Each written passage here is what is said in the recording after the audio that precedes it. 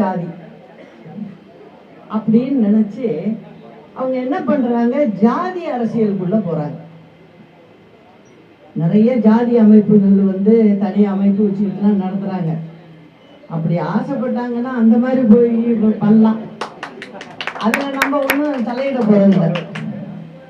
ஆனா இது தலைவர் ஆரம்பிச்ச இயக்கம், அம்மா வளர்த்த இயக்கம், இதுல அந்த மாதிரி செய்யறத யாரும் பொறுத்துக்க மாட்டாங்க, நம்ம தொண்டர்களும் பொறுத்துக்க மாட்டாங்க, நானும் பொறுத்துக்க மாட்டேன். நான் அப்படியெல்லாம் நினைச்சிருந்தா நான் ஏன் பெங்களூர் போறப்ப இவருக்கு முதலமைச்சர் பதவி கொடுத்துட்டு போறேன்? நான் ஜாதி பார்த்திருந்தா அதை செஞ்சிருப்பேனா? நான் ஜாதி பார்க்கல. சசிகலா அவர்கள் அதிமுக ஜாதி கட்சியா அப்படின்னு சொல்றாங்க. எந்த அடிப்படையில் சொல்றாங்கன்னு திருப்பி கேளுங்க. இவர் ஜாதி, இவர் ஜாதி, எந்த ஜாதி? அனைத்து இந்திய அண்ணா திராவிட முன்னேற்ற கழகத்தில் இதயம் புரட்சி தலைவி அம்மா இருக்கின்ற பொழுது பதவி கொடுத்தவருக்கு தான் இப்பொழுதும் பதவி கொடுத்தது. தலைமை கழக நிர்வாகி என்றால் எல்லா ஜாதிகளும், ஏன் இஸ்லாமியர் கூட எங்கள் அவைத்தலைவர், எல்லா ஜாதியும் தான் இருக்குது. அவர்கள் ஏதாவது ஒரு குறை சொல்ல வேண்டும் என்பதற்காக குறை சொல்கிறாங்க, வேறு என்ன செய்வது? நல்ல நேரம் இப்போ வந்துருச்சு. நான் இத்தனை நாள் சொன்னது வேற, இப்போ நம்மளுடைய நேரம் சரியா கணிஞ்சு வந்திருக்கு. இதுதான் நான் சொல்லிக்கிட்டு வந்தேன் இல்லையா, அதுக்கு இதுதான் நேரம். அனைத்து இந்திய அண்ணா திராவிட முன்னேற்ற கழகம் முடிஞ்சு போச்சு அப்படின்னு நினைக்க முடியாது. ஏன்னா என்னோட என்ட்ரி ஆரம்பிச்சிருக்கு. இத்தனை நாள் யார் காப்பாற்றிட்டு இருக்கிறா? இப்போதான் காப்பாற்றி வந்திருக்காங்களா? இது என்ன ரீஎன்ட்ரி? என்ன வேலைக்கு போகிறதா? எனக்கு வேலைக்கு போயிட்டு இருந்து ஒரு 3 வருஷம் நின்று விட்டு மறுபடியும் வேலைக்கு சேர்ந்துக்கலாம். 2021 என்ன சொன்னாங்க? நான் பொது வாழ்விலிருந்து விலகி விட்டேன்னு சொன்னாங்க. இப்போ ரீஎன்ட்ரிங்கிறாங்க. இத்தனை நாள் கட்சி காப்பாற்றினது யாரு? பிரிந்திருக்க சக்திகள் அனைத்து இந்திய அண்ணா முன்னேற்ற கழகத்தினுடைய பிரிந்திருக்க சக்திகள் ஒன்றிணையவில்லை என்றால் எந்த காலத்திலும் வெற்றி வர முடியும். அதிமுக ஆட்சி நான் முதலமைச்சர் இருந்தபோது பெரும்பான்மையை நிரூபிக்க வேண்டும் என்று கவர்னர் உத்தரப்படி நம்முடைய மாண்புமிகு சட்டப்பேரவை தலைவர் அறிவித்து அதை வாக்கெடுக்கும் போது எதிர்த்து ஓட்டு போட்டவர். இவர் எப்போ கட்சிக்கு விசுவாசமாக இருக்கார்? எப்பவுமே இருந்ததில்லை. ஓபிஎஸ் எப்பொழுதுமே அதிமுக விசுவாசமாக இருந்த சரித்திரமே கிடையாது. சுயநலமாக தான் செயல்படார். இப்போ கூட சுயநலத்தில் தானே அங்கே போய் போட்டிட்டார், ஜெயிச்சா மத்திய மந்திரி ஆகலான்னு. ஆனால் நாட்டு மக்கள் அவருக்கு சரியான தண்டனை கொடுத்துருக்கிறார். ஒரு பலாப்பழத்தை போய் வச்சு பூஜை பண்ணுறவரை எப்படி அனைத்து இந்திய அண்ணா திராவிட ஒரு தொண்டை ஏற்றுக்குவான்? சொல்லுங்க பார்க்கலாம்.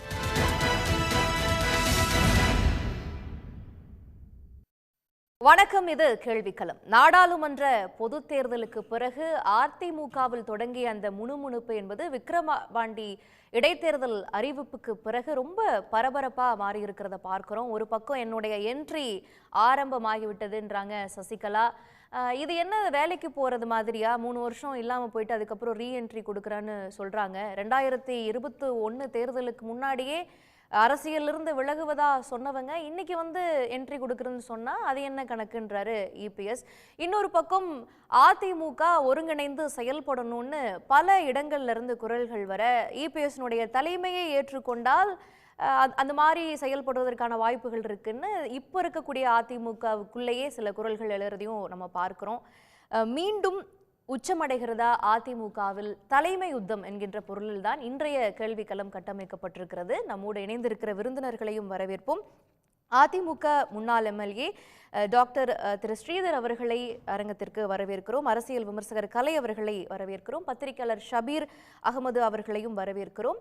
முன்னாள் எம்பி கேசி பழனிசாமி அவர்களும் நம்மோடு இணைந்திருக்கிறார். அவரையும் இந்நிகழ்ச்சிக்கு வரவேற்கிறேன். இன்னும் சற்று நேரத்தில் சசிகலா ஆதரவாளர் தேனி கர்ணனும் நம்மோடு இணைய இருக்கிறாரு. முதல்ல ஷபீர் அவர்களிடமிருந்து போகணும்னு நினைக்கிறேன். திரு ஷபீர், இப்போ மீண்டும் ஒரு சலசலப்பு கிளம்பி இருக்கு. 2-3 நாட்களாக இந்த தலைமை சம்பந்தமான விஷயங்கள் மேலோங்கி இருக்கிறத பார்க்கிறோம். கொஞ்ச நாள் இபிஎஸ் தான் இனி அதிமுகவினுடைய தலைமையாக இருப்பார் அப்படிங்கிற அளவுக்கு ஒற்றை தலைமையாக அந்த முகாம் மாறி தேர்தலை சந்திச்சிச்சு. ஆனால் தொடர் தோல்விக்கு பிறகு நிறைய குரல்கள் எழுறதை நம்ம பார்க்கிறோம். இது எதை உணர்த்துவதாக இருக்கிறது? அதிமுகவில் எதுவுமே சரியில்லை அப்படின்றது தான் உணர்த்துது. நீங்கள் தலைமை பொறுப்பில் இருக்கக்கூடியவர்கள் அதை தலைமை தாங்கி வழி நடத்த வேண்டும். வழி நடத்துறதுல உங்களுக்கு வந்து ஒரு தேர்தல் களம் அப்படின்னும் போது அந்த தேர்தலில் வெற்றி மட்டும்தான் வந்து இந்த முணுமுணுப்புகள் எல்லாம் வந்து அமைதிப்படுத்தும். ஸோ இது எதிர்பார்த்த ஒன்று தான். பட் இதில் சசிகலாவுடைய ரீஎன்ட்ரி அப்படின்றத ஒவ்வொரு தேர்தல் முடிவுகளில் ஒரு தோல்வி ஒரு பின்னடைவு அதிமுகவுக்கு ஏற்படும் போது அவங்க மறுபடியும் வந்து அனைவரையும் ஒன்றிணைக்கிறேன் அப்படின்னு சொல்லிட்டு அவங்க பேசுகிறாங்க. அதுக்கப்புறம் எங்கே இருக்காங்க அப்படின்றதே தெரியல. ஸோ ப்ராக்டிக்கலி பார்த்தீங்கன்னா உங்களுக்கு அதிமுக கட்சிக்குள்ள முணுமுணுப்புகள் இருப்பது அப்படின்றது புரிஞ்சிக்க முடிகிறது. ஏன்னா ஒரு தேர்தல் தோல்விக்கு அப்புறம் அடுத்தது என்ன பண்ணுறது, அதை எப்படி சரி செய்வது, எப்படி வழி நடத்துவது, கூட்டணியை என்ன பண்ணுறது அப்படின்ற விஷயங்கள் வருவது சகஜம். ஆனால் வெளியே இருந்து தான் வந்து இந்த முணுமுணுப்புகள் அதிகமாக இருக்குது. எப்போ வந்து அதிமுகவில் ஒரு பின்னடைவு ஏற்படும், அதுக்கப்புறம் நாம் எப்போ ரீஎன்ட்ரி ஆகி அந்த விஷயங்களை வந்து பேசுறது அப்படின்ற மாதிரி தான் நான் வந்து இந்த வெளியிலிருந்து வர அந்த முணுமுணுப்புக்கு காரணமானவர்கள் அந்த அளவுக்கு பலமா தங்களுக்கு பின்னாடி தொண்டர்களை வச்சிருக்கிறாங்களா? ஓபிஎஸ் ஆகட்டும், சசிகலா அவர்களாகட்டும், இவர்களுக்கெல்லாம் வந்து தொண்டர்கள் பலம் இருக்குதா? அந்த குரல்கள் வந்து எடுபடக்கூடிய அளவுக்கு இருக்குமா? அதுதான், நீங்க தொண்டர்கள், அதிமுக தொண்டர்கள் அதை ஏற்றுக்கொள்ள வேண்டும். நீங்க அவங்க வந்து வெளியே வந்து பேசினதுக்கு அப்புறம் கூட ஒன்றும் பெரிய இம்பேக்ட் இல்லையே. நீங்க ஓபிஎஸும் தொடர்ந்து பேசிக்கொண்டே இருக்கிறார். ஒரு தேர்தல் சமயத்தில் வந்து பாஜகவுடைய கட்சி தலைவர் அண்ணாமலை வந்து இந்த தேர்தலுக்கு பிறகு அதிமுக காணாம போயிடும், அழிஞ்சிரும் அப்படின்னு சொல்லிட்டு ஒரு ஸ்டேட்மெண்ட் கொடுக்குறாரு. ஓபிஎஸ் கிட்டேருந்தும் பெரிய ரியாக்ஷன் ஒன்றும் வரல. அதே போல் சசிகலா அம்மையார் கிட்டேருந்தும் அது சம்பந்தமாக பெரிய ஒரு எதிர்ப்போ பெரிய ஒரு ரியாக்ஷனோ வந்த மாதிரி தெரியல. எனக்கு தெரிஞ்சு அதிமுக மீது ஒரு விமர்சனம் அல்லது அதிமுக மீது ஒரு குறை அப்படின்றது யாராச்சும் சொன்ன உடனே ஃபஸ்ட்டு ரியாக்ஷன் வர்றது கேசி பழனிசாமி தான். வந்து இமீடியட்டாக ஒரு ஆன்லைனில் ஒரு கூட்டம் போட்டு அதை கண்டிக்கிறாரு, இல்லை சமூக வலைதளங்களில் அதை பற்றி பேசுகிறாரு. மற்ற யாருக்கும் வந்து அந்த உணர்வோடு அவங்க செயல்படுகிறார்களா அப்படின்னு பார்க்கும்போது முற்றிலுமாக இல்லை அப்படின்றது தான் தெரியுது. இன்னைக்கு அதிமுகவுக்கு ஒரு பெரிய சவால் தான். நீங்கள் பாஜக கூட்டணியிலேருந்து அவங்க வெளியே வந்ததே ஒரு பெரிய சவால் தான். தப்பித்தோம் பிழைத்தோம் அப்படின்றது தான் இன்னைக்கு அதிமுகவுடைய நிலைமை. நீங்கள் அதிமுக பாஜகவோட கூட்டணியில் இருந்திருந்தாங்கன்னா மேலும் அந்த கட்சியை பலவீனப்படுத்துவது தான் வந்து பாஜகவுடைய நோக்கம். இப்போ அதுலேருந்து கட்சி வெளியே வந்திருக்கு. இப்போ அந்த கட்சியை பலப்படுத்த வேண்டும் அப்படின்னா உங்களுக்கு தேர்தல் சமயங்களில் வெற்றி தான் வந்து பலப்படுத்தும். ஆனால் இந்த தேர்தலில் அவங்களுக்கு வெற்றி கிடைக்கவில்லை. 2024 நோக்கி அவங்க எப்படி பலம் வாய்ந்த ஒரு அமைப்பாக மாறுகிறார்கள் அப்படின்றது 26ல் அவங்க தங்களை எப்படி பலம் வாய்ந்த ஒரு அமைப்பாக மாற்றிக்கொள்கிறார்கள் அப்படின்றது தான் வந்து அதிமுகவுக்கு இருக்கக்கூடிய சேலஞ்ச். இதை அவங்க எப்படி செய்ய போறாங்க அப்படின்றது தான் வந்து இன்னைக்கு இருக்கக்கூடிய மிகப்பெரிய கேள்வி. உங்களுக்கு இந்த எலெக்ஷன்ல அவங்களுடைய வாக்கு வங்கி அப்படின்றது அந்த 21% அப்படின்றது அவங்களுக்கு வந்திருக்கு. இதுதான் வந்து ஒரு 25% வரும் அப்படின்றது தான் எதிர்பார்ப்பு. ஸோ கிட்டத்தட்ட அதே இடத்துல தான் அவங்க இருக்காங்க. பெரிய அளவுக்கு உங்களுக்கு அதிமுக மூன்றாவது இடம் 4வது இடத்துக்கு போனதெல்லாம் அதிமுக தொண்டர்கள் மத்தியில வந்து இந்த தேர்தல் ஆரம்பிக்கும் போதே அதிமுக தொண்டர்கள் மத்தியில ஒரு தோல்வி மனப்பான்மை அப்படின்றது அவங்க கிட்ட உருவாயிருச்சு. நீங்க அந்த இடத்துல இருந்து ஒரு எலெக்ஷனை வந்து ஃபைட் பண்றது அப்படின்றது ரொம்ப சிரமம். அதை அவங்க பண்ணல. ஏன்னா வரலாறு காணாத விதமாக அதிமுகவில் முதல் முறையாக ஒரு 7 தொகுதிகளில் அவங்களுக்கு டெபாசிட் போகுது. அப்போ இதெல்லாம் வந்து அலார்மிங் சைன்ஸ், சிக்னல்ஸ். அப்போ இதை இமீடியட்டாக அட்ரஸ் பண்ண வேண்டிய ஒரு கட்டாயம் என்பது தற்போது அதிமுகவுடைய தலைமைக்கு இருக்கிறது. அதிமுகவுடைய லீடராக இருக்கக்கூடிய இபிஎஸ்க்கு அது இருக்கு. இபிஎஸ் வந்து என்னை பொறுத்த வரைக்கும் அவர் வந்து சேலத்திலேருந்து அரசியலை செய்யணும் அப்படின்னு பார்க்குறாரு. அது நடக்காது. நீங்கள் இன்னைக்கு வந்து உங்களுக்கு திமுக அரசுக்கு எதிரான ஒரு குரலாக அதிமுக மாற வேண்டும், வலுவான ஒரு குரலாக அது இருக்க வேண்டும். ஏன்னா ஃபார் ஆல் பிராக்டிகல் இபிஎஸ்னுடைய தலைமை அப்படின்றது ஒரு மண்டலம் சார்ந்து மட்டும்தான் இருக்குது. இன்னும் வைடா தமிழ்நாடு ஒரு மண்டலம் சார்ந்து இல்லை. அவர் சென்னையில் இருக்கணும். சென்னையில் இருந்து அதை செய்ய வேண்டும் அப்படின்றது தான். அவர் வந்து நீங்கள் பார்த்தீங்கன்னா சென்னையில் இருக்காரு, அதுக்கப்புறம் சேலமில் இருக்காரு. இந்த 2 இடத்துல இருந்து அவர் இயங்குறாரு. சென்னையில் இருந்து ஓரளவுக்கு உங்களுக்கு வந்து அந்த ஒரு ஸ்டாண்ட் எடுக்கணும்ல, ஒரு எல்லா விஷயங்கள்லையும் ஒரு ஸ்டாண்ட் எடுக்கணும்ல. இன்னைக்கு திமுக அரசாங்கத்துக்கு எதிராக எந்த விஷயத்தில் உறுதியான ஒரு நிலைப்பாடு அவர் எடுத்திருக்காரு அப்படின்னு பார்த்தீங்கன்னா பெரிய இஷ்யூஸை ஒன்றும் ரைஸ் பண்ணல. அதே போல பாஜகவை எதிர்ப்பதில் கூட வந்து அவங்களுக்கு வந்து ஒரு தயக்கம் என்பது இருக்கிறது. எதிர்க்க வேண்டுமா இல்லையா அப்படின்ற அந்த கன்ஃபியூஷன் அப்படின்றது தலைமை மட்டும் இல்லாம எல்லா மட்டங்கள்லயும் அது இருக்கிறது. ஒரு அட்ஜஸ்ட்மெண்ட் பாலிடிக்ஸ் தானே பண்ணிட்டு இருக்காங்க. நாம ஏன் அவங்கள பத்தி பேசணும், நாம ஏன் அவங்கள எதிர்க்கணும், நாம ஏன் இதை பத்தி பேசணும், நாம ஏன் இதுல கருத்து சொல்லணும் அப்படின்ற அடிப்படையிலேயே அவருடைய அரசியல் இருப்பதனால கிட்டத்தட்ட கட்சி தொண்டர்கள் மத்தியில கூட அந்த ஒரு கன்ஃபியூஷன் அப்படின்றது இருக்கு, நிர்வாகிகள் மத்தியில அந்த கன்ஃபியூஷன் அப்படின்றது இருக்கு. ஒரே ஒரு இடத்துல உங்களுக்கு வந்து தொண்டர் எதிர்பார்ப்பது என்னன்னா, கொஞ்சம் விகரஸா இறங்கி தலைமை வந்து இந்த விஷயங்கள்லாம் செய்தாங்கன்னா, ஒரு அரசியல்ல பல முடிவுகள் அவங்க எடுத்தாங்கன்னா பின்னாடி நிக்கிறதுக்கு தொண்டர்கள் இருக்காங்க அப்படின்றது தான் அவரும் பார்க்கணும். திரு கேசிபி, நீங்க இந்த ஒருங்கிணைப்பு பணியில ஈடுபட்டிருக்கிறீங்க. சசிகலா வந்து என்ட்ரி கொடுத்துட்ட அப்படின்றாங்க. இவ்வளவு நாள் எங்க போயிருந்தாங்க, இது என்ன வேலைக்கு போற விஷயமா, ரீஎன்ட்ரின்னு சொல்றதுக்கெல்லாம் அப்படின்னு எடப்பாடி பழனிசாமி அவர்கள் சொல்றதை பார்க்கிறோம். அதுவும் ஒரு வகையில ஏற்றுக்கொள்ளக்கூடிய விஷயம் தானே. அரசியல்ல வந்து ஓய்வு எடுக்கக்கூடிய காலம் நல்லா இருக்கா என்ன, தொடர் பணிகள்ல இருக்க வேண்டியது இருக்கு. இப்படி ரீஎன்ட்ரி கொடுக்குற அப்படின்னு சொன்னா தொண்டர்கள் மத்தியில அது ஒரு தாக்கத்தை ஏற்படுத்துமா, அதை ஏத்துப்பாங்களா? அவர்களை இணைப்பதற்கு இந்த முகாம் தயாராகவே இல்லை. இதை எப்படி புரிஞ்சுக்கிறது? அதாவது சில தலைவர்கள் அவர்களது குறைகள் நிறைகள் அவர்கள் அத்தியாவசியமானவர்களா, இது எல்லாமே இரண்டாவது பட்சம். இன்றைய தேதிக்கு திரு எடப்பாடி பழனிசாமி அவர்கள் தலைமையில் அதிமுக இன்றைய திமுகவை வீழ்த்தி வெற்றி பெறுகிற நிலையில் இருக்கிறதா இல்லையா, இதுதான் பேஸ் பாயிண்ட். மிச்சம் வந்து சசிகலா லீவில் போனாங்களா, பன்னீர்செல்வம் பலாப்பழத்தோட போனாரா, இதெல்லாம் வந்து செகண்டரி. எடப்பாடி பழனிசாமியால் இன்றைய தேதிக்கு திமுகவை வீழ்த்துகிற அந்த வல்லமை பெற்று அதிமுக இருக்கா? கடந்த 10 தேர்தல்களாவே அப்படி வீழ்த்த முடியவில்லை என்பதுதான் கடந்த காலத்தில் பார்த்தது. வாக்கு சதவீத அடிப்படையில் பார்த்தீங்கன்னா கூட அவர்களது அந்த கூட்டணி பலம் என்பது இந்த முறை 6% வாக்கு குறைஞ்சிருக்கலாம், இன்னும் 3-4 சதவீதங்கள் வந்து இன்னும் 2 ஆண்டுகளில் வந்து குறையலாம். எப்படி போனாலும் கூட அந்த பிளவுபட்டிருக்கிற நிலையில ஒரு வலிமையான கூட்டணியை கொண்டதாகத்தான் திமுக கழகம் வந்து இன்றைய தேதிக்கு இருக்கிறாங்க. அதிலிருந்து யாரேனும் வெளியில வர வரைக்குமோ அல்லது ஒரு கணிசமான வாக்கு வங்கி அந்த கூட்டணியிலிருந்து வெளியேறுகிற வரைக்குமோ.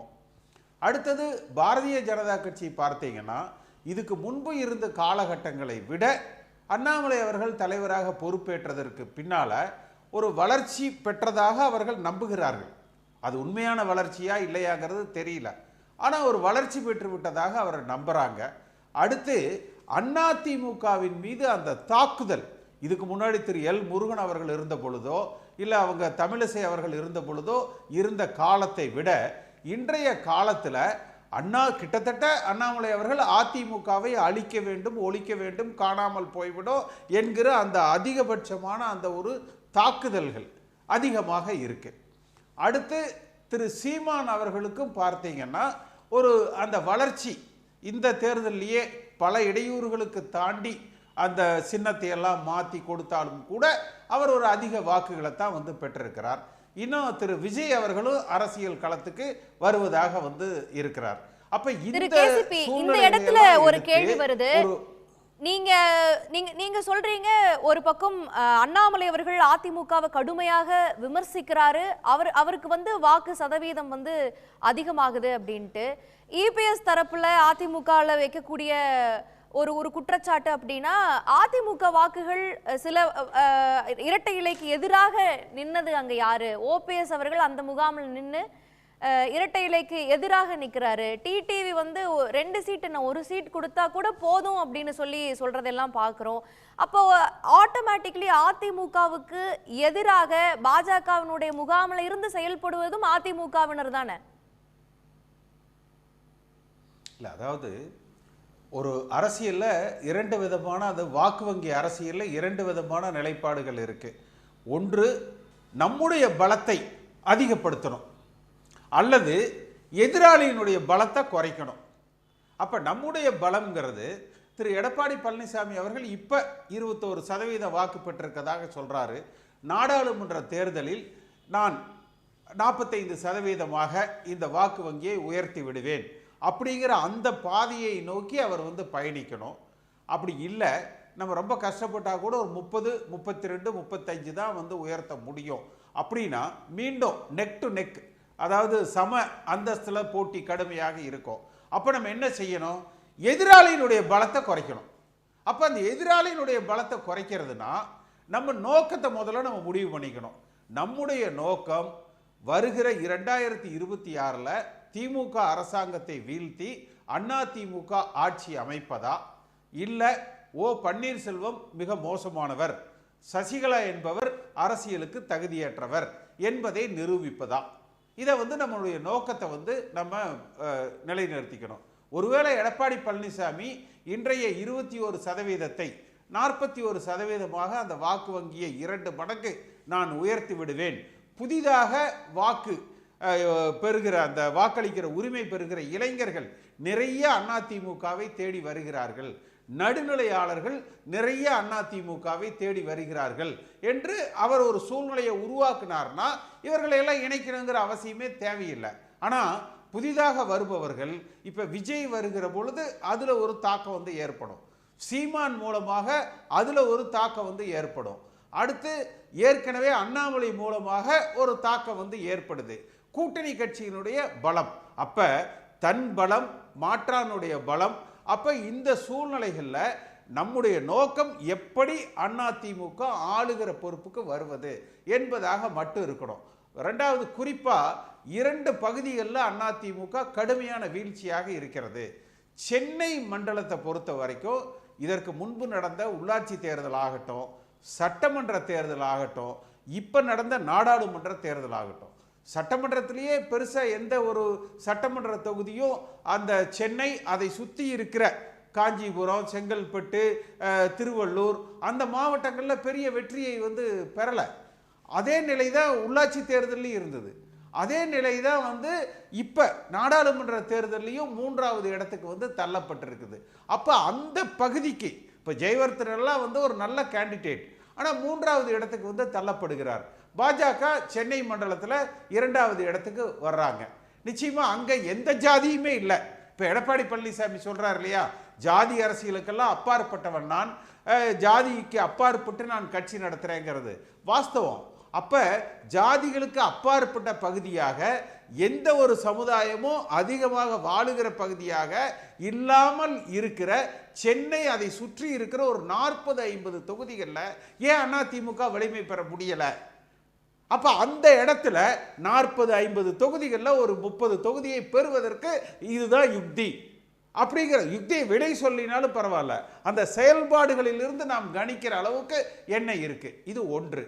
இரண்டாவது, கன்னியாகுமரி அந்த பகுதியில் பார்த்தீங்கன்னா ஒரு 6-7 தொகுதிகள் வந்து மிக கடுமையான ஒரு வீழ்ச்சி அடைஞ்சிருக்குது. அப்போ அங்கே வந்து பாரதிய ஜனதா கட்சி தன்னுடைய செல்வாக்கு, சென்னை மண்டலத்திலையும் பாரதிய ஜனதா கட்சி, அங்கே கன்னியாகுமரியிலையும் பாரதிய ஜனதா கட்சி அதனுடைய செல்வாக்கு. அடுத்து தென் மாவட்டங்களில் முக்குளத்தோர், தென் மாவட்டங்கள் டெல்டா பகுதிகளில் முக்குளத்தோர் அதிகம் வாழுகிற பகுதியில் அது உண்மையோ பொய்யோ ஒரு கட்டமைப்பு இன்றைக்கு முக்குளத்தோர் சமுதாயம் புறக்கணிக்கப்படுவதால் அதிமுகவுக்கு ஒரு பலகீனம் என்று ஒரு கட்டமைப்பாவது இன்றைய தேதிக்கு உருவாக்கப்பட்டிருக்கிறது. அதிமுகவில் இருக்காங்க தானே, தென் மாவட்டத்திற்கு நீங்க சொல்லக்கூடிய சமுதாயத்தை ரெப்ரசன்ட் பண்ணக்கூடிய தலைவர்களும் இபிஎஸ் தலைமையிலான அதிமுகவில் இருக்கிறாங்க, அவங்களும் தொடர்ந்து களப்பணி ஆட்டிட்டு தான் இருக்கிறாங்க. எங்க லேக் ஆகுதுன்னு நினைக்கிறீங்க? அதை எதை ஈடு செய்ய முடியும்? வெற்றி பெற்றோமா? நீங்க அதிகமா டெபாசிட் போன பகுதியெல்லாம் பாருங்க.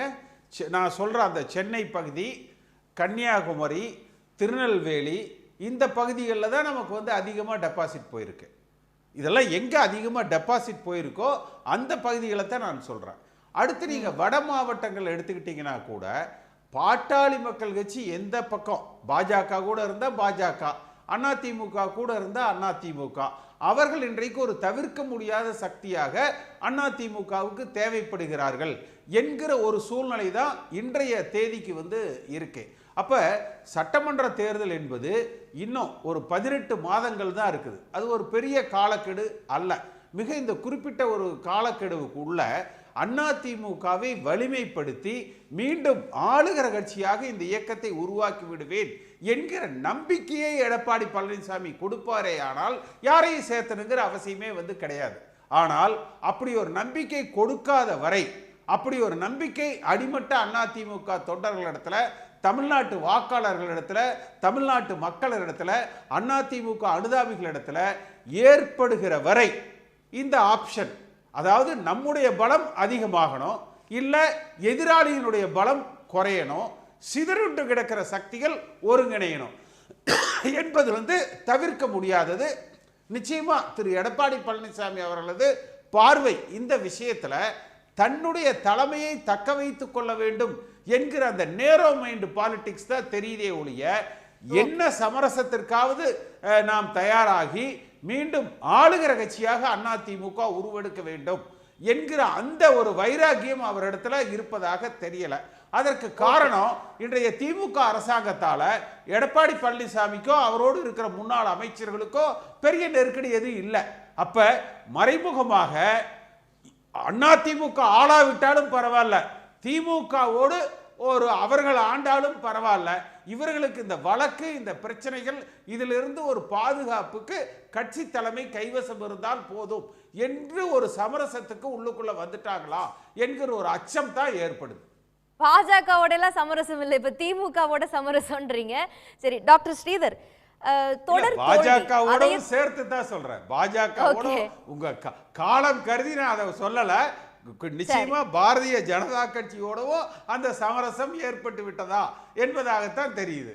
ஓகே டாக்டர் ஸ்ரீதர், இப்போ தென் மாவட்டங்கள்ல குறிப்பிடத்தகுந்த வெற்றியே பெறவில்லை. கேசிபி அவர்கள் சொன்னது போல சென்னையில டெபாசிட்டை இழக்கக்கூடிய அளவுக்கு இந்த சென்னையில் இருக்கக்கூடிய பகுதிகளில் வாக்குகளும் அதிமுகவுக்கு சரிஞ்சிருக்குது. ஒரு மறுசீராய்வு செய்ய வேண்டும் தன்னுடைய தலைமை பற்றிய பார்வையை அப்படிங்கிற ஒரு கட்டாயம் எடப்பாடி அவர்களுக்கு வந்திருக்குதா? அதிமுகவினுடைய வாக்குகள் பல இடங்கள்ல அப்படியே சிதறி போயிருக்குது. நாம் தமிழர் கட்சி கணிசமான வாக்குகளை வாங்கியிருக்குது, அதே போல பாஜக வாங்கியிருக்குது. ஒரு பக்கம் இந்த முகாமில் இருந்தவங்க வெளியில போய் அந்த வாக்குகளை பிரிச்சிருக்கிறாங்க அப்படின்லாம் இருக்கும் பொழுது தன்னுடைய தலைமையை தக்க வச்சுக்கணும்னு மட்டும் நினைக்காம அதிமுக அப்படிங்கிற ஒரு கட்சியை தக்க வைக்கணுங்கிற முயற்சிக்கு எடப்பாடி பழனிசாமி அவர்கள் நகரணும் என்கின்ற ஒரு கட்டாயம் தற்போது வந்திருக்கா இல்லையா? அரசியல்ல வெற்றி தோல்விங்கிறது சகஜம். தொடர் தோல்வின்றது தொடர் நான் சொல்றேன். அதாவது டிஎம்கே சந்திக்காத தோல்விகளே இல்லை. அதே மாதிரி அதிமுகவுடைய பொதுச் செயலாளர் இருக்கக்கூடிய எடப்பாடி பழனிசாமி அவர்களுக்கு ஆட்சி அமைக்கணுங்கிறது இருக்குமா இருக்காதா? தன்னுடைய கட்சி தன்னுடைய தலைமையில் நம்ம பொதுச் செயலாளர் இருக்கணும், நம்ம தலைமையில் ஒரு வலுவான ஆட்சியை உண்டாக்கணுங்கிறதுக்கு அந்த அவருக்கு எய்ம் இருக்காதா? இருக்கும்.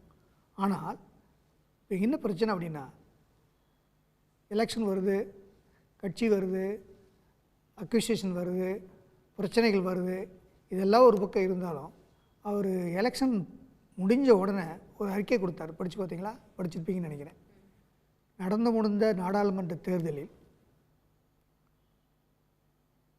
காட்டிய பாடம் படிப்பினைகளை நாங்கள் உள்வாங்கிக்கிறோம், அது மாதிரி நாங்கள் அதுக்கு தகுந்த மாதிரி ஆக்ஷன் எடுப்போம் அப்படின்னு ஒரு ஸ்டேட்மெண்ட்டே கொடுத்தாரு. அதனால விக்கிரவாண்டி இடைத்தேர்தலில் போட்டியிடல இல்லையா? அந்த படிப்பினை கொடுத்த இல்லை, நான் சொல்கிறேன், ஒரு அரசியல்வாதியாக ஒரு ஒரு கட்சியுடைய தலைவராக விக்கிரவாண்டியில் இப்போ ஏன் போட்டியிடலைங்கிறத நம்ம விவாதத்துக்காக பேசலாம் தவிர, அவருக்குன்னு சில ரிசர்வேஷன் இருக்கும், சில வெயிட் பண்ணுவாங்க, சில ஸ்ட்ராட்டஜி இருக்கும்.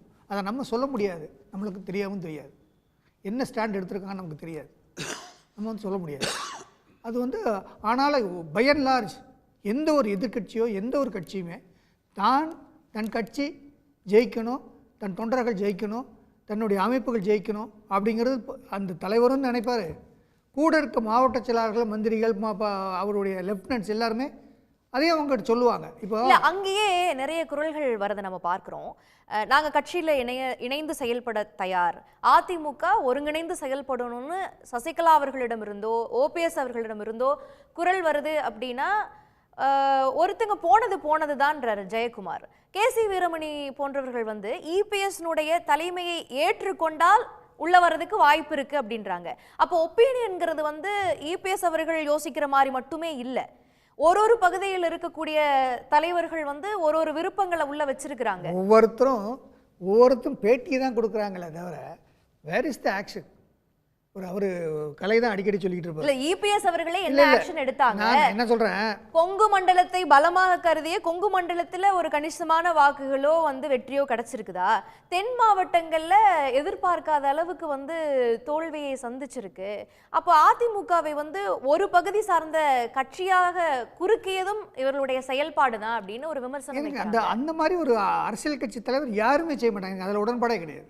நானா இருந்தாலும் சரி, யாரா இருந்தாலும் சரி, ஒரு கட்சி இருக்கும்போது கட்சியை வந்து அதை டீமெரிட் பண்றதுக்கு யாருமே முன் வர மாட்டாங்க. எந்த தலைவரும். ஆனா பல ஃபேக்டர்ஸ் அப்படி செய்ய வைக்குது. இல்ல பல ஃபேக்டர்ஸ் இல்ல எனி ஈவென்ச்சுவாலிட்டிஸ். ஒரு அரசியல்ல வந்து பல ஈவென்ச்சுவாலிட்டிஸ் வரும். அதெல்லாம் தாண்டி தான் போகணும். சில நேரத்தில் தாண்டுவாங்க, சில நேரத்தில் வெயிட் பண்ணுவாங்க, சில நேரத்தில் டைம் பார்ப்பாங்க, சில நேரத்தில் வந்து அந்த எலெக்ஷன் டைமில் வச்சு பண்ணலான்னு இருப்பாங்க. That is the strategy. அவங்க வந்து அடாப்ட் பண்ணுவாங்க. அதை வந்து நம்ம வந்து அது கரெக்டாக தப்பான்னு சொல்ல முடியாது. காலத்துக்கு ஏற்றபடி செய்வாங்க. பயன்லாம் நம்ம கூட்டி கழிச்சு பார்த்தா எந்த ஒரு அரசியல் கட்சியும், நான் எடப்பாடி பழனிசாமின்னு சொல்ல, எந்த ஒரு அரசியல் கட்சியும் அவங்க வந்து தேர்தல் வாக்குறுதியில், தேர்தல் வாக்குகளில், தேர்தல் எலெக்ஷனில் வாக்குகளை சேகரித்து ஆட்சி அமைக்கணும்னு தான் நினைப்பாங்களே தவிர தோற்று போகணும்னு யாரும் நினைக்க மாட்டாங்க. சில செட்பேக்ஸ் இருக்கும், சில தவறுகள் இருக்கிறத செய்யும். அதெல்லாம் திருத்திக்கணும். இப்போ பழனிசாமி சொன்ன மாதிரி சில எல்லாத்தையும் ஒன்று சேர்க்கணும்னா ஒன்று சேர்க்கணும். இல்லை ஒன்று சேர்க்கணும்னு நினைக்கிறவங்க, ஒன்று போய் எல்லாம் ஒன்று சேர்ந்து நினைக்கிறவங்க எந்தவித கண்டிஷன் இல்லாமல் எடப்பாடி பழனிசாமியுடைய தலைமையை ஏற்றுக்கிட்டு போய் இருக்கணும்னு அவர் வீரமணி சொல்கிறார்ல, அதையே ஒரு தடவை ட்ரை பண்ணி பார்க்கக்கூடாது. என்ன இப்போ கட்சி ஒன்றாகணும்னு தான் நினைக்கிறோம் நம்ம எல்லாரும். கட்சி ஒன்றா ஆகணும். இது எதுக்கு ஈகோ? கட்சி நல்லா இருந்தால் போதும்ல. In the large interest of the party of ADMK நம்ம வந்து விட்டு கொடுத்து கொஞ்சம் போய் அவர் பொதுச்செயலாளர் ஆகிட்டார். அவர் நடத்திட்டுருக்கார். அவரை போய் பார்த்து அவர் அக்செப்ட் பண்ணாலும் அக்செப்ட் பண்ணாட்டலாம், இல்லை அவருடைய செகண்ட் ரேங்க் லீடர்ஸை போய் பார்த்து வாங்கண்ணே அதான் சொல்றாங்க. நீங்க வந்து உங்க கட்சியிலிருந்து பிரிந்து போன தலைவர்களே ஆகட்டும், இல்ல இந்த கட்சிக்குள்ள பிரச்சனை இருந்தப்போ டெல்லிக்கு போய் பிரச்சனையை தீர்த்து வைக்கப்படணும்னு நினைக்கிறத விட உங்க ஆட்கள் தானே, எல்லாரும் உங்க அங்காளி பங்காளிகள் தானே, நீங்களே பேசி அந்த பிரச்சனையை சுமூகமா ஆக்கிட்டா கட்சிங்கிறது என்னைக்குமே பலமா இருக்குமே. அந்த சமரசம் பண்ண முடியாத விஷயம். அதைத்தான் சொல்றேன். இதுல அரசியல் பண்ணக்கூடாது. மனம் இருந்தால் மார்க்கம் உண்டு. இந்த அரசியல்ல வந்து எதுவும் நடக்கலாம், எதுவும் இல்லாமல் போனால் எதுவும் சாத்தியப்படுறதுக்கும் வாய்ப்பு இருக்கு. அதனால நான் அரசியலில் ஒன்றும் தீர்வு காண முடியாத ஒரு பிரச்சனையே கிடையாது. இல்ல அவங்களும் எப்ப இருந்தோ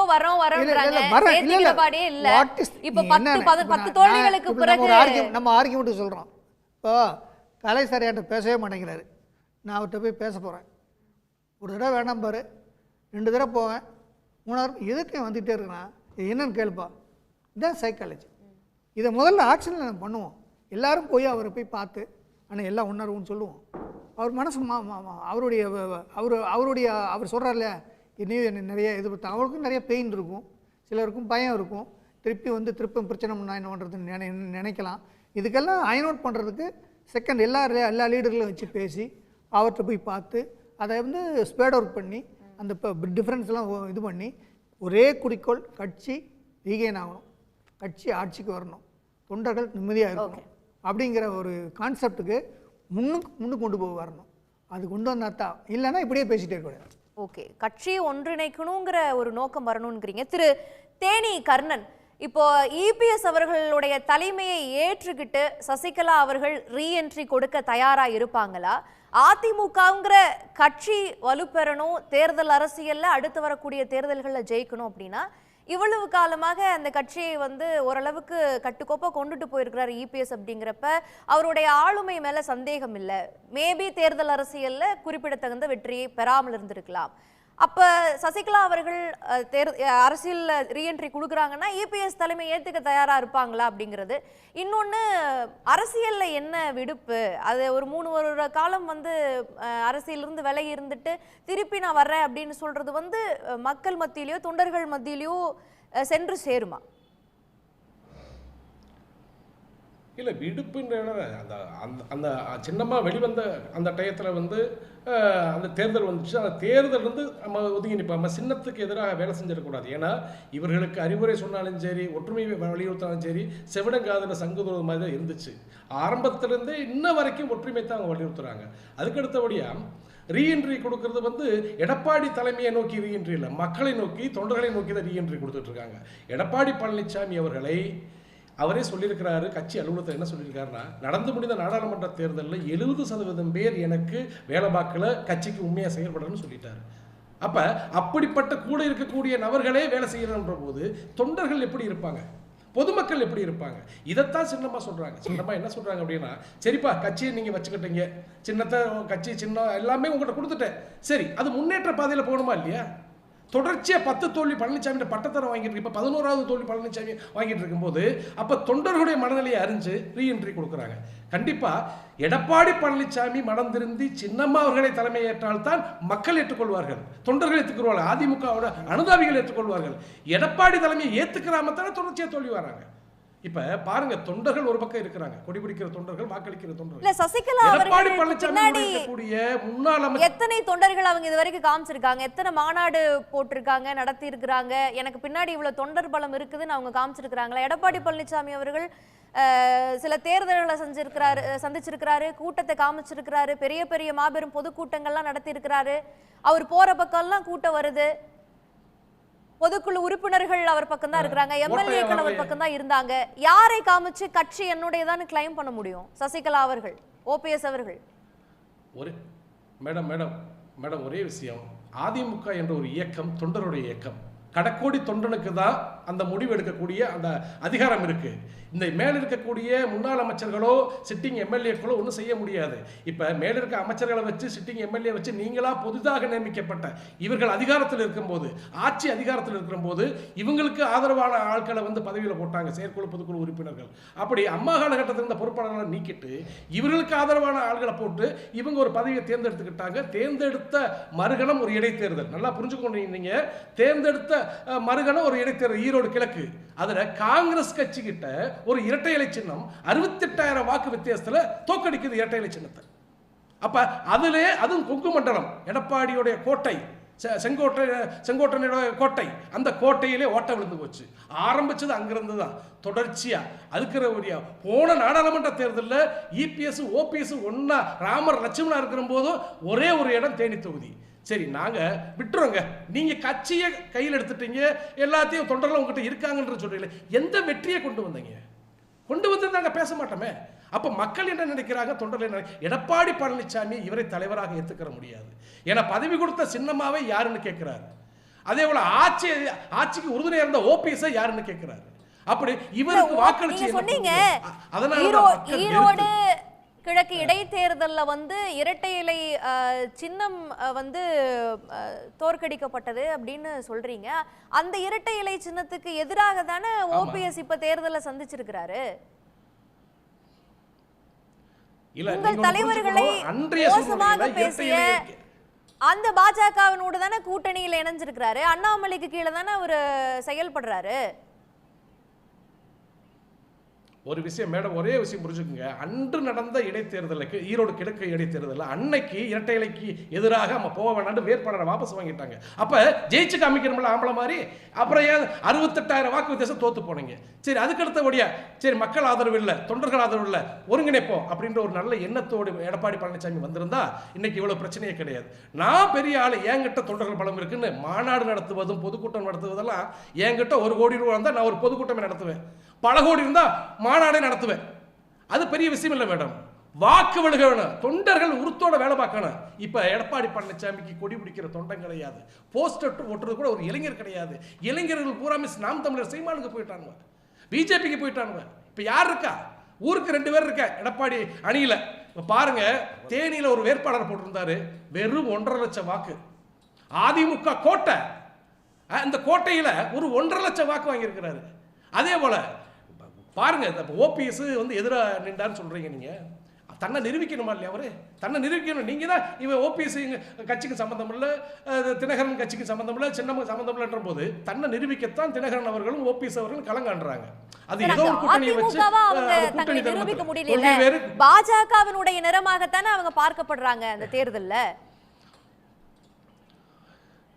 இல்லை அதிமுகவோட கூட்டணி வச்சு வர்றாங்க. இப்போ இந்த 3.5 லட்சம் வாக்குகள் வாங்கியிருக்காங்க. பாஜக ஓட்டாது. பாஜகவுக்கு எங்க கிளைக்கழகம் இருக்கு? அப்ப 3.5 லட்சம் வாக்கு ஓபிஎஸ் வாங்கியிருக்கிறாரு. அது யார்? அதிமுகவினுடைய வாக்கு தானே. அப்ப அதிமுகவில் ஓபிஎஸ்க்கு ஆதரவு இருக்குன்னு தான் அர்த்தம், தொண்டர்கள் பலம் இருக்குன்னு தான் அர்த்தம். அதே போல தினகரன் 3 லட்சம் வாக்கு வாங்கியிருக்கிறாரு. அவருக்கு தொண்டருடைய ஆதரவு இருக்குன்னு தான் அர்த்தம். அது மாதிரி எடப்பாடி தரப்புல நிறுத்தின டம்மி வேட்பாளர்கள் பாருங்க. அண்ணன் கேசி பழனிசாமி சொன்னது மாதிரி திமுகவினுடைய பிடிமாகத்தான் தொடர்ச்சியா வந்து எல்லா தேர்தலையும் அவர் போட்டி போடுறாரு. பாருங்க, ஒவ்வொரு வேட்பாளரும் பரிச்சயம் இல்லாதவர்கள். இப்ப தேனியில ஒரு வேட்பாளர், அவருடைய ஒன்றியத்திலே அவர் யாருன்னு தெரியாது. அப்படிப்பட்ட வேட்பாளர் தமிழகம் முழுக்க நிறுத்தி இரட்டை இலை சின்ன வெற்றி சின்னத்தை 3வது இடத்துக்கும் 4வது இடத்துக்கும் கொண்டு போய் சேர்த்த பெருமை எடப்பாடி பழனிசாமிக்கு தான் இருக்கு. இதுல வச்சுக்கிட்டு எனக்கு யாரும் தேவையில்லை, ஒருங்கிணைப்பு குழு, அது ரோட்டில் போகிறவங்க ஒருங்கிணைப்பு குழு வச்சு அவங்களுக்கு பதில் சொல்ல முடியாது. ரோட்டில் போகிறவங்க தான் ரோட்டில், அதுதான் கேசிபி பழனிசாமி சொன்ன மாதிரி, ரோட்டில் போகிறவன் தான் கொடி பிடிப்பான், அதான் ரிக்ஷா ஓட்டுறவன் தான் வேலை பார்ப்பான், ரோட்டில் இருக்கிறவன் தானே ஓட்டு கேட்பான். நீ ஏசி ரூமில் உட்காந்து உனக்கு என்ன தெரிய போகுது? ஆகவே தொண்டர்களுடைய எரிச்சலை மீண்டும் மீண்டும் சம்பாரிச்சுக்கிட்டு இருக்கிறார் எடப்பாடி பழனிசாமி. இப்ப எல்லாருமே கெட்டு புத்தி தெரியல, இவங்க ரொம்ப கெட்டு போனே. திரு டிடிவி அவர்கள் ஒரு கட்சி ஆரம்பிச்சாரு, ஓபிஎஸ் ஒரு அணின்னு கிளைம் பண்ணிக்கிறாரு. சசிகலா அவர்கள் தேர்தல் அரசியலிருந்தே கொஞ்ச நாள் ஓய்வுல இருந்தாங்க.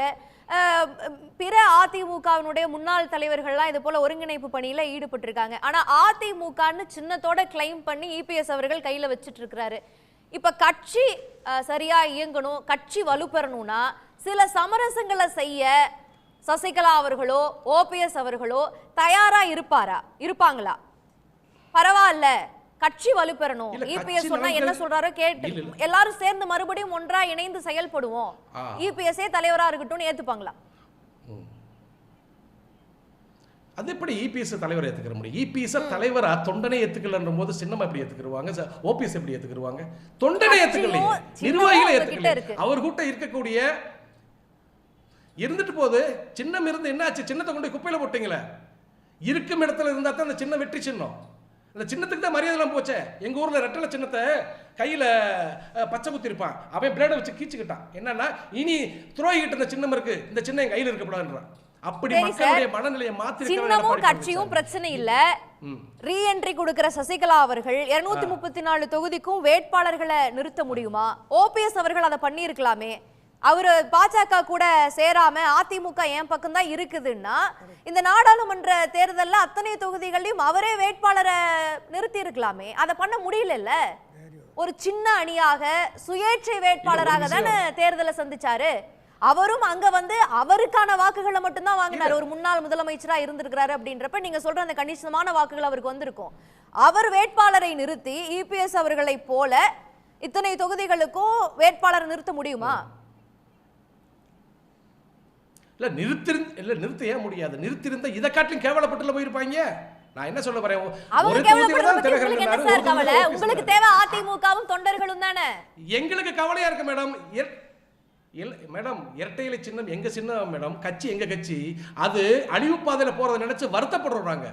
ஏன்னா இவங்களுக்கு அந்த வருத்தம் கிடையாது. எக்கேடு கட்டா நம்மளுக்கு அந்த பொதுச்செயலாளர் பதவி போதும். நம்ம தொடர்ச்சியா டிடிவி அவர்கள் நிக்கலையா, ஓபிஎஸ் அவர்கள் நிக்கலையா தேர்தல்ல? அப்ப என்ன சின்னம் அசிங்கப்பட்டுச்சுன்னா நினைச்சீங்க? இல்ல சின்னம் அசிங்கப்படுத்தினதே யாரு?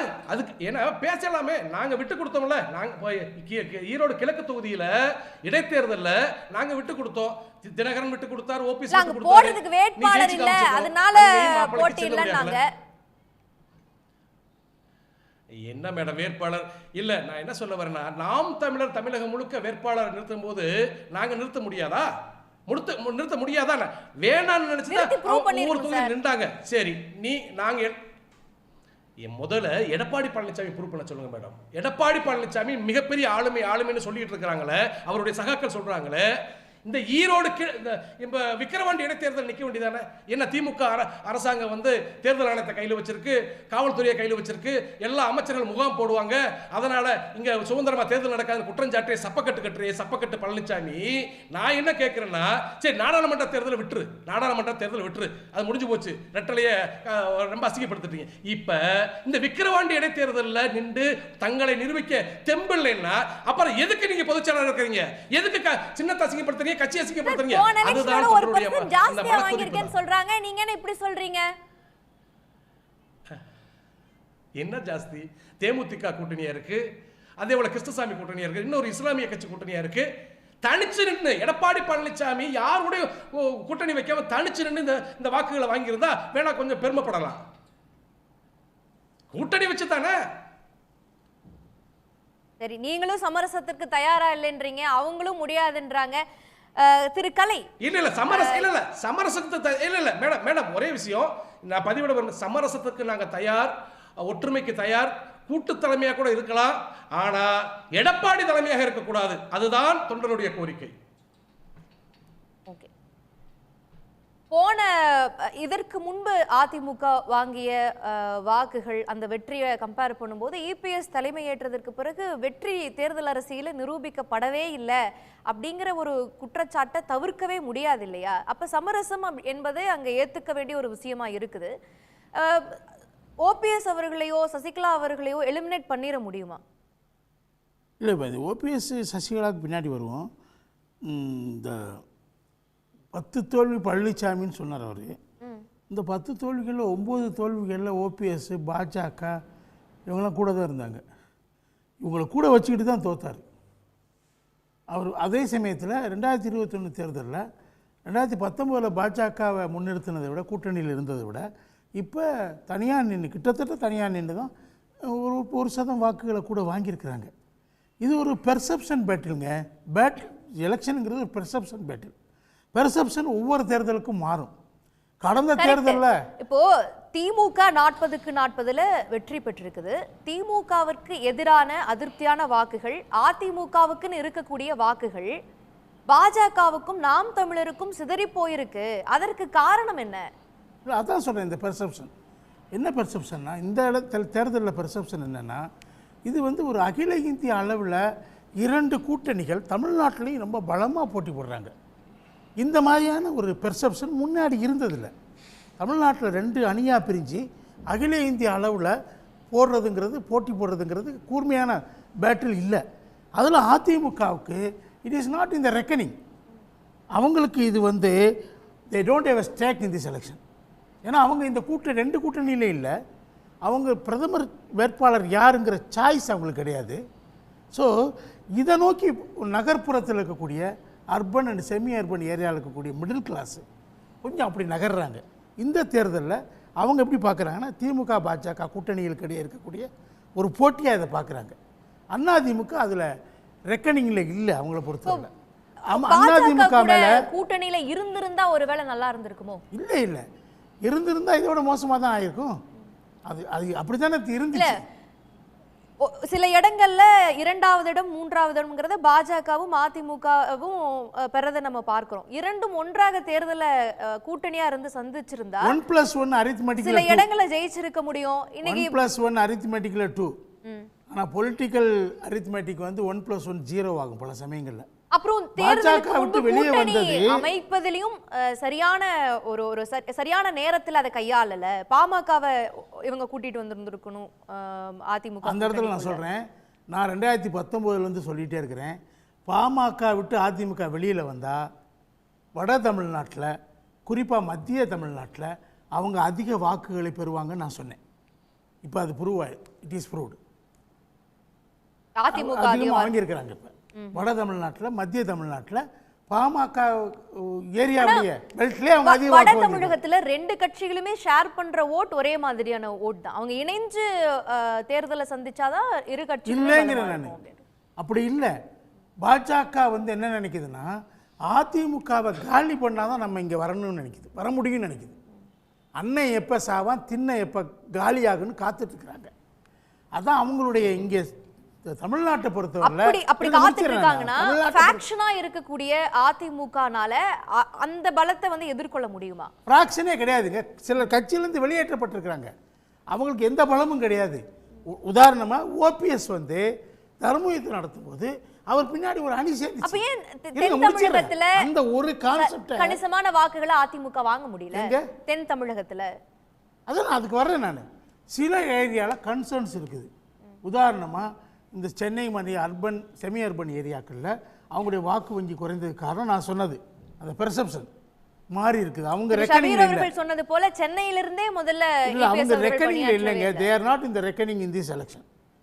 என்ன அடுத்து அவங்க இந்த தென் தமிழ்நாட்டில் 8 தொகுதிகளில் அவங்க 14.8% தான் வாங்கியிருக்கிறாங்க. இது ஒரு கன்சர்ன் நிச்சயமாக. அங்கே ஒரு சமுதாயத்துடைய வாக்குகள் அவங்க விட்டு சற்று விலகி இருக்குன்னு நான் நினைக்கிறேன்.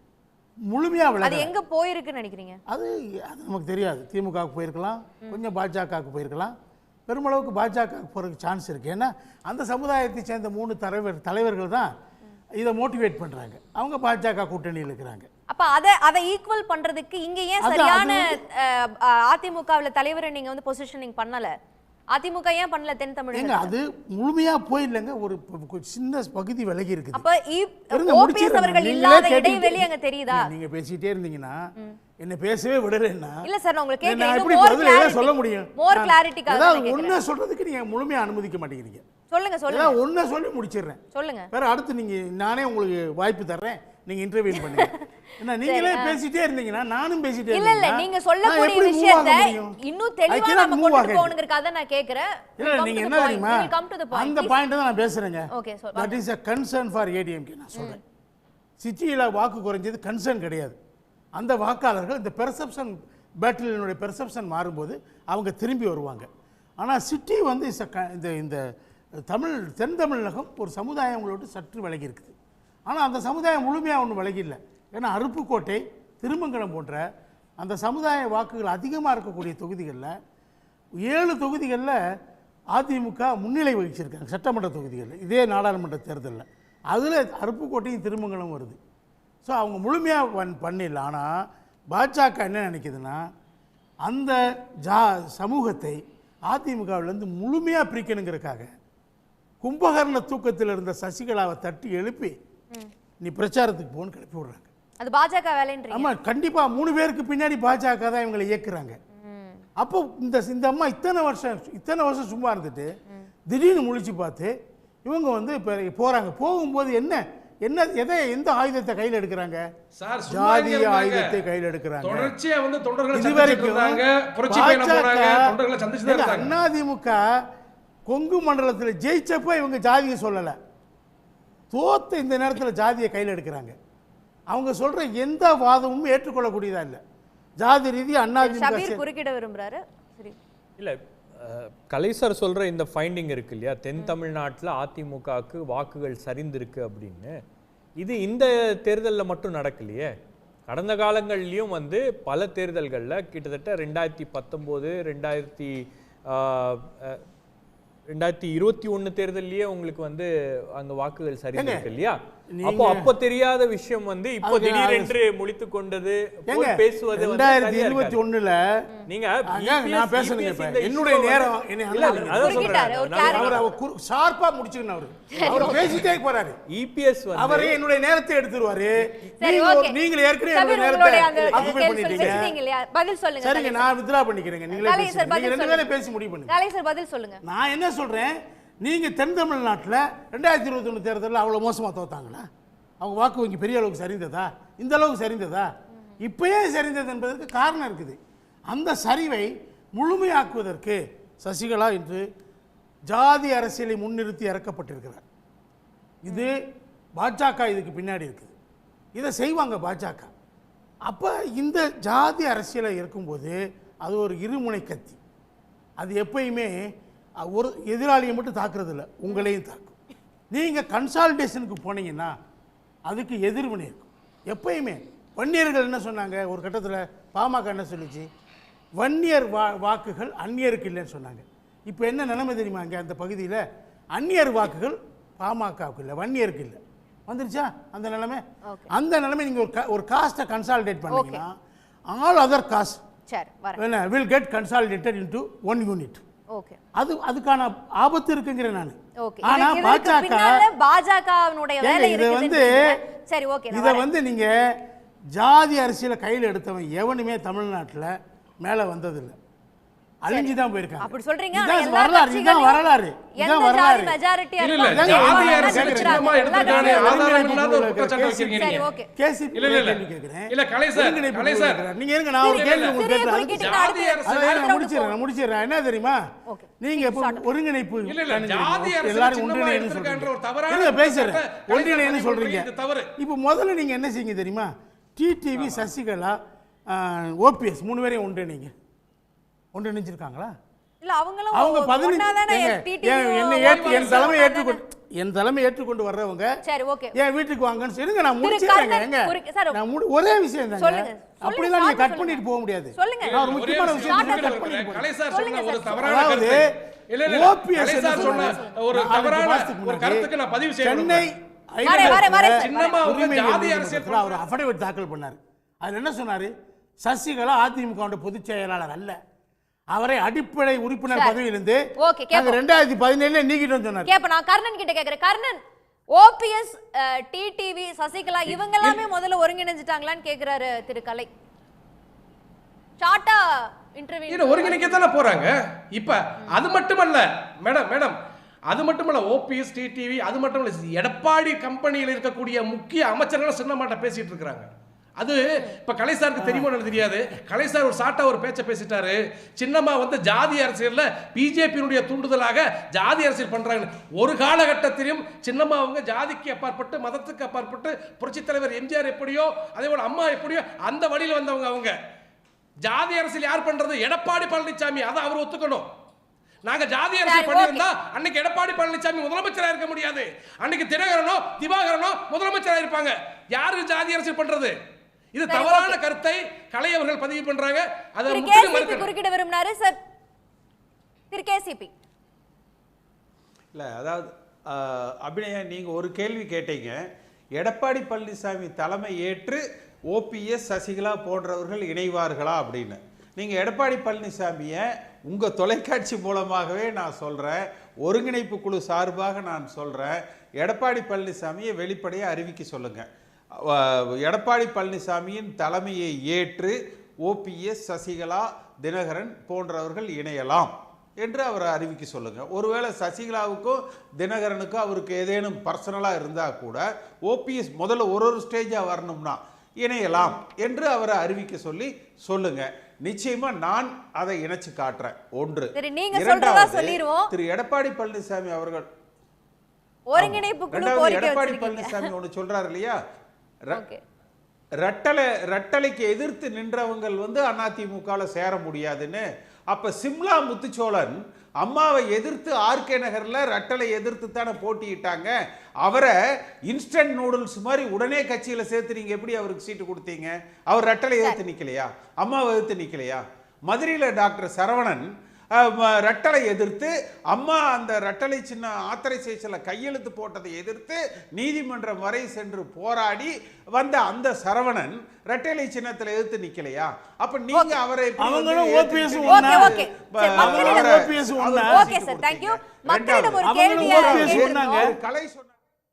மக்களிடம் ஒரு கேள்வியை கேட்டிருந்தோம். 2021 அரசியலை விட்டு ஒதுங்கிய சசிகலா 3 ஆண்டுகளுக்கு பின் அதிமுகவில் ரீ என்ட்ரி என கூறுவதை ஏற்க முடியாது என்ற எடப்பாடி பழனிசாமியின் விமர்சனம் தலைமை பதவியை தக்க வைக்க என்று 64 விழுக்காட்டினரும், நெருக்கடியை திசை திருப்ப என்று 17 விழுக்காட்டினரும், சசிகலா வருகையை தடுக்க என்று 19 விழுக்காட்டினரும் கருத்துக்களை பதிவிட்டிருக்கிறாங்க.